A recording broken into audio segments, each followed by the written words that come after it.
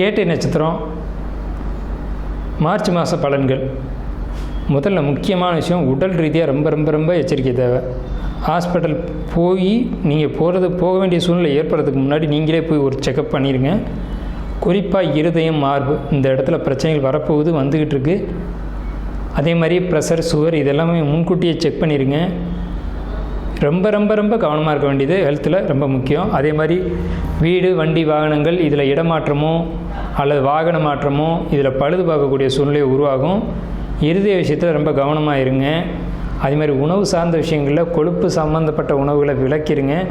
Out side ஃபுட்டுன்னு சொல்லக்கூடிய இந்த fast food கண்டிப்பாக நீங்கள் எடுத்துக்கக்கூடாது. அதேமாதிரி அயனம் போகும் உங்களுக்கு இந்த மாதம் நல்லாயிருக்கும்.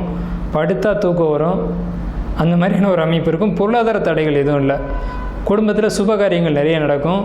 உழைப்புக்கேற்ற ஊதியம் கிடைக்கும். உழைப்புக்கேற்ற ஊதியம் கிடைச்சாலும் நீங்கள் உழைப்பை விட்டுட்டு உடம்பை பாருங்கள். இதுதான் நம்மளுடைய அட்வைஸ்.